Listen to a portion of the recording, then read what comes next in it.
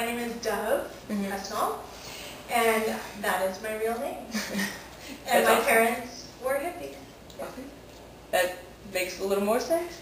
I don't know. It's a great name regardless. You are the founder of the California nonprofit Survivors Truths, which utilizes social media to aid groups recovering from violence or discrimination.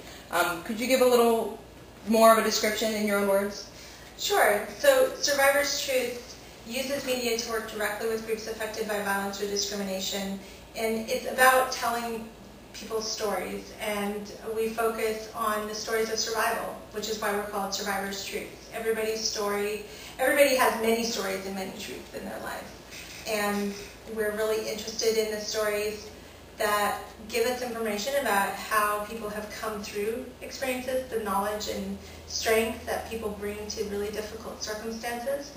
And we really are interested in leveraging the opportunities with social media to bring these stories to the public in order to inform, to inspire, and to promote social change. In that, you're also hoping that these stories get to other people who may have similar stories and may be looking for the same sorts of help.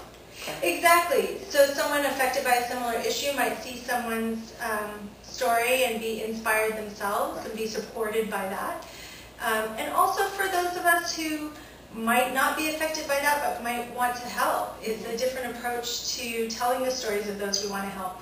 Rather than, using the metaphor, rather than showing the child covered by flies, I'm showing like how hard that child's parents are working and where we can come in to support them to better support their kid.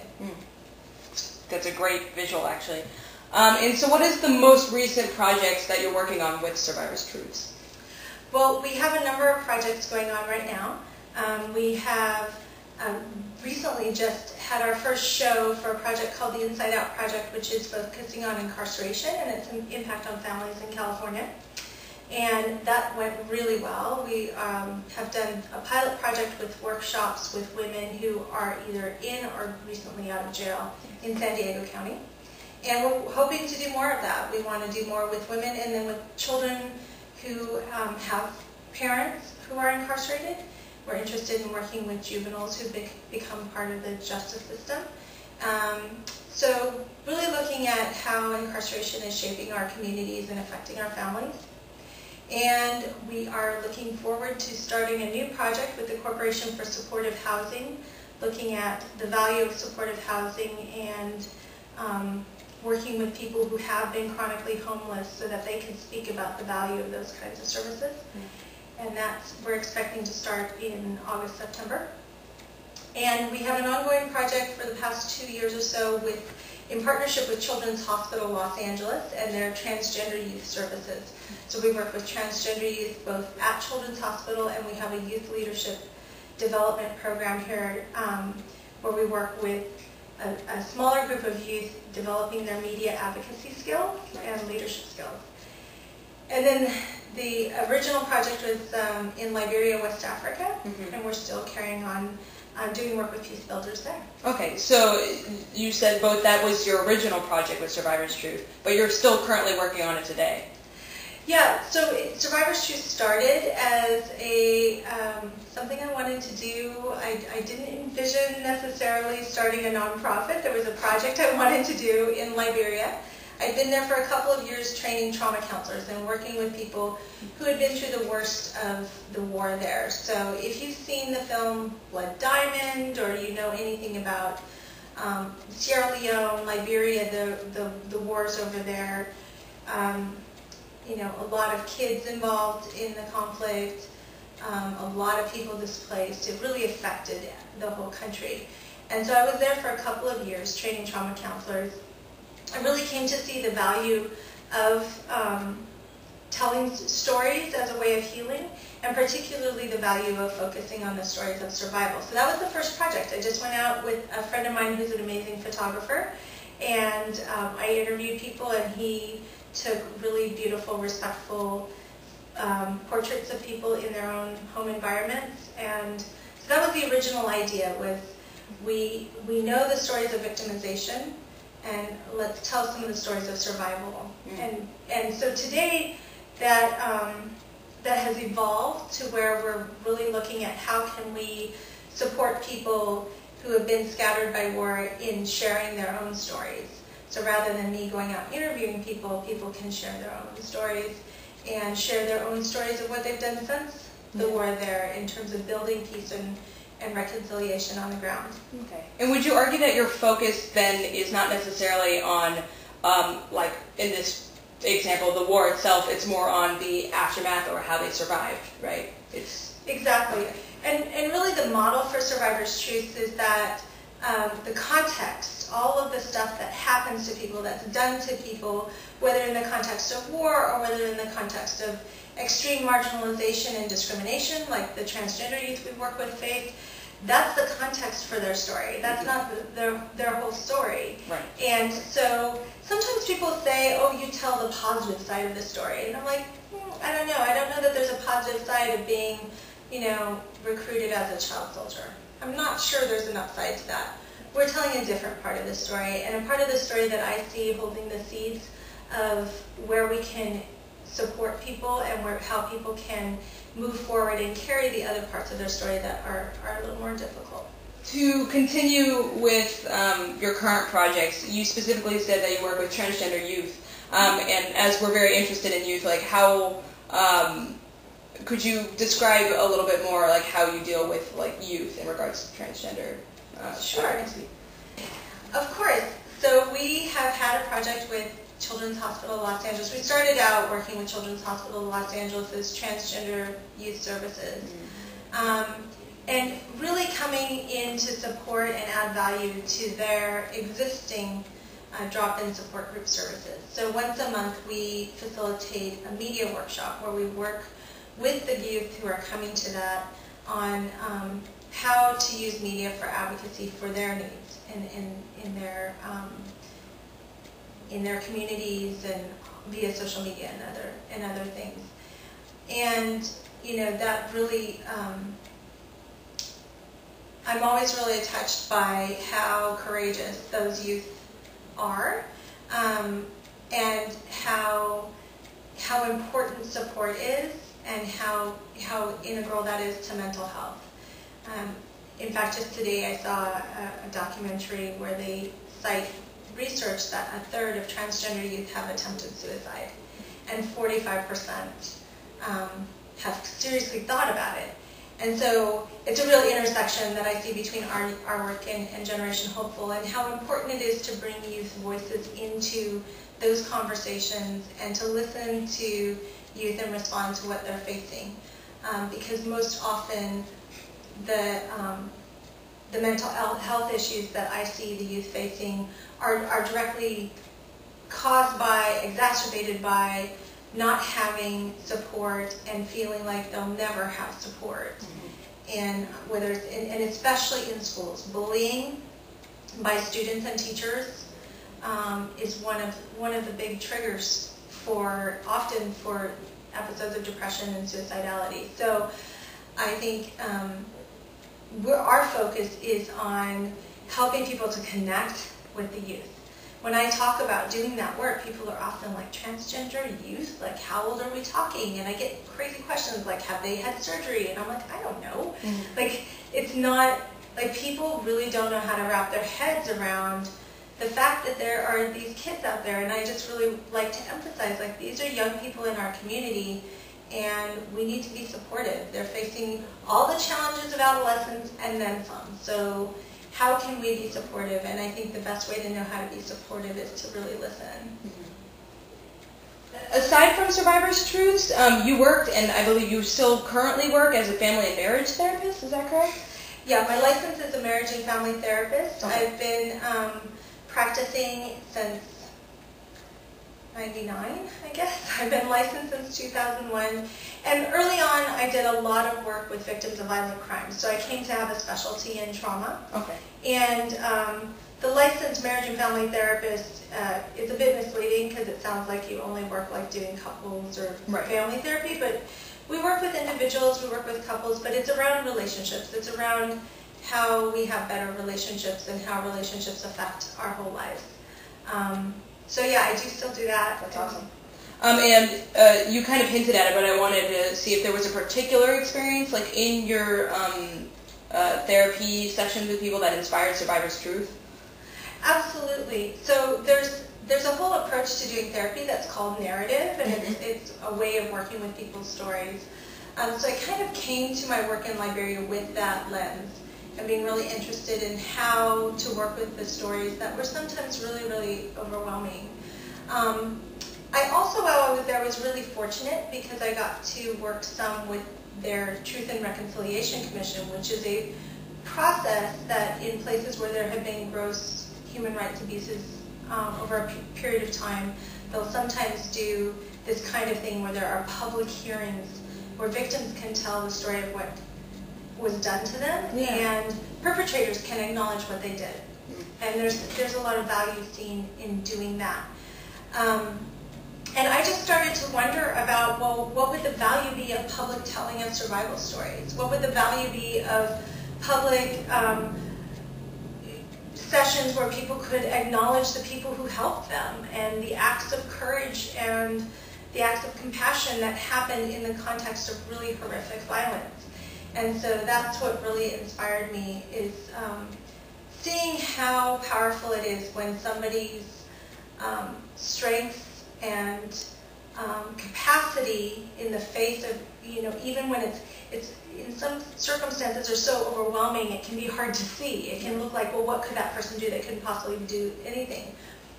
But looking for that and uncovering those moments really gives people a place to reconnect with who they are and who they want to be and how they want to move forward. And how do you personally relate to the work or the therapy that you've done in Survivor's Truths or outside? Do you have a personal story of survival?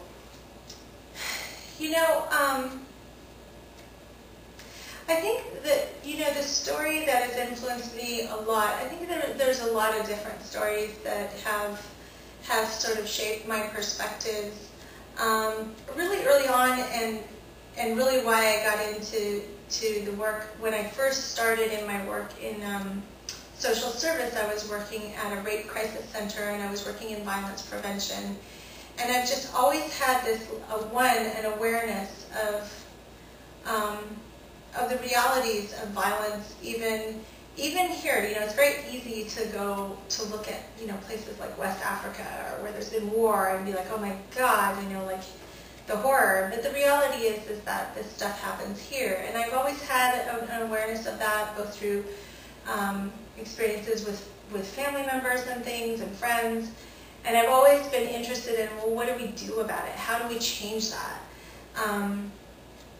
And for me personally, my grandmother was a great influence on me, and she was a woman she had 3 children during the Depression, and her husband, I never really got the whole detailed story, but he lost his job and bailed, completely bailed. And so she was a single woman with 3 girls, when being a single woman with children was not okay. And there are stories of social services trying to take her girls because she was working a lot to support them.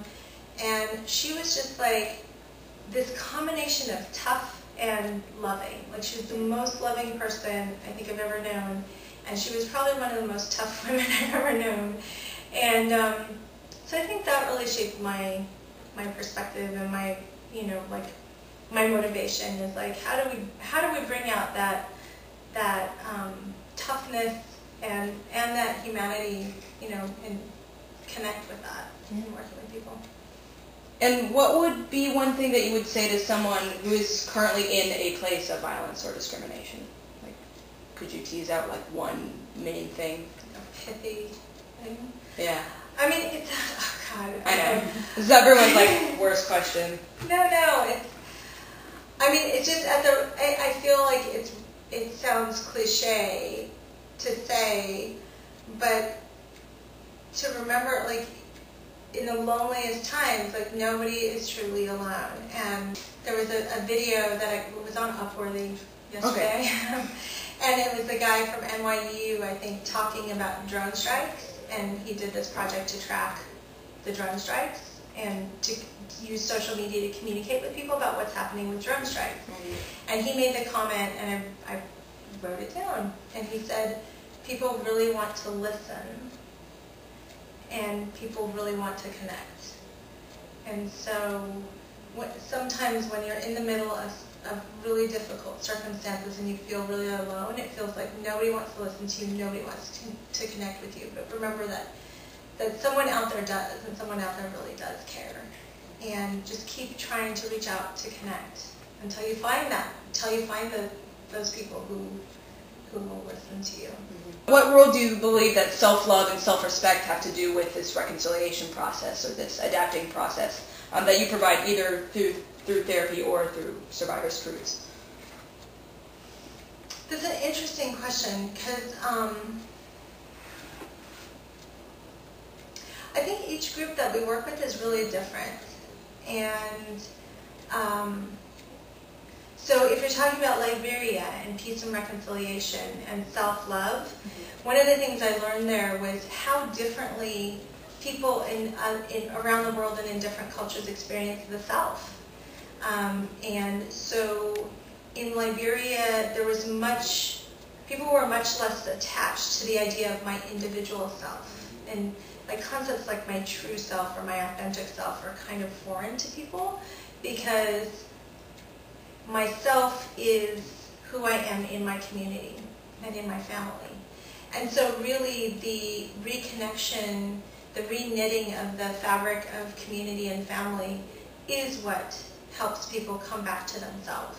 And that's actually in Liberian English, that's the way people describe when somebody's been, they say off mind, which is when somebody's been psychologically disturbed. Them getting better is they say they come back to themselves. But it's really a reflection of how much they've come back to their role and their relationships in the community.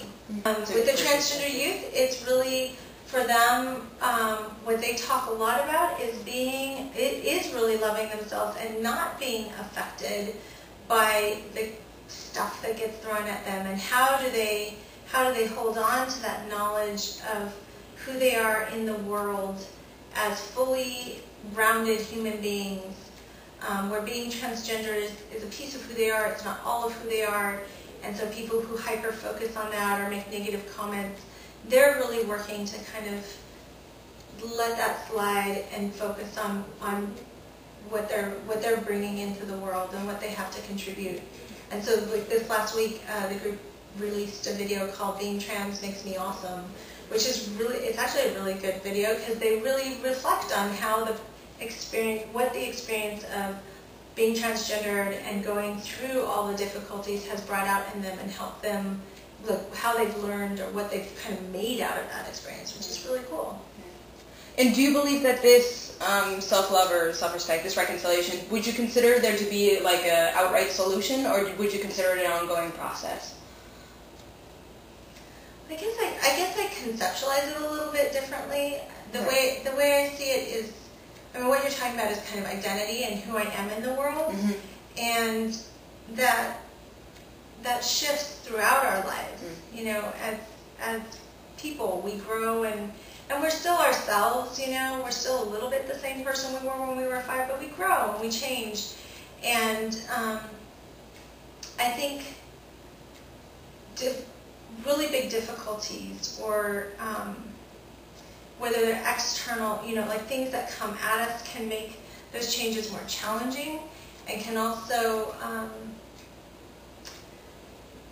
get us kind of holding on more rigidly to like, this is who I am, you know. So I guess I see it more of as people start to tell their stories and weave their different layers of story together, it makes some space of like, okay, where's this story going? And that's not quite so scary. And I can actually have some say in that. I can kind of envision where I want my story to go. Yeah. That's a great distinction. I never even thought about it like that, actually. What would you consider yourself? Like, what are you a pathfinder of? Well, the name of my practice is Talking Possibilities, and across different things. So whether that's possibilities in an individual's life or possibilities for leveraging technology to connect people, like being curious about and really looking for what might not be obvious but might be more interesting. So I would hope that I'm a pathfinder for possibilities. That's great. Sounds perfect to me. All right.